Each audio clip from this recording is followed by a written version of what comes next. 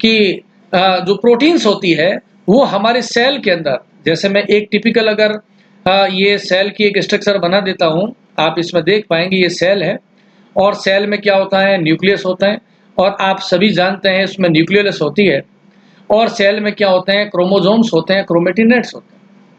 इसी प्रकार से इस सेल में आपने पढ़ा हुआ है जो साइटोप्लाज्म भरा हुआ है, यहाँ पर आप देखेंगे कि न्यूक्लियस के बाहर की ओर और प्लाज्मा मेम्ब्रेन के अंदर की ओर क्या भरा है, साइटोप्लाज्म भरा हुआ है।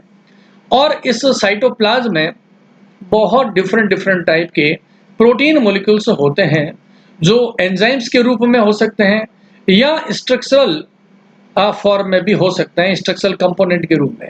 तो ये है प्रोटीन मॉलिक्यूल्स है।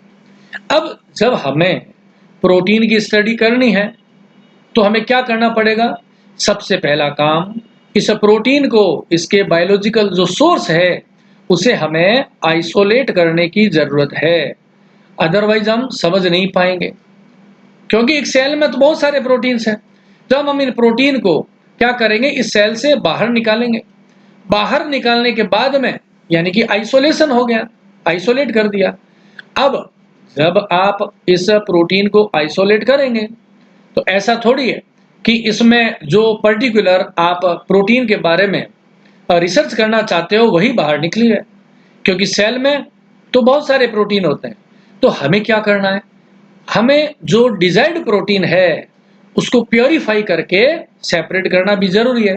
तो हमारा जो नेक्स्ट स्टेप होगा वो कौन सा होगा, purification, purification of the isolated protein, purification of isolated protein. ये यहाँ पे मैं लिख देता हूं। टॉपिक बहुत अच्छा है, आप रिलैक्स में समझेंगे तब आप पूरी बायोकेमिस्ट्री को समझ पाएंगे। तो आपने कहा कि सेल्स हमने क्या किया, सबसे पहले उस प्रोटीन को आइसोलेट किया। जैसे हम आरबीसी से, आरबीसी में आप जानते हैं क्या होता है, हीमोग्लोबिन होता है।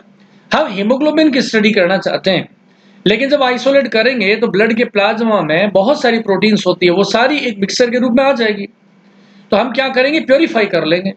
अब हमने प्योरीफाई कर लिया, प्योरीफाई करने के बाद हमें ये देखना है कि जो प्रोटीन हमें आइसोलेट की है उस प्रोटीन के कैरेक्टर्स क्या है।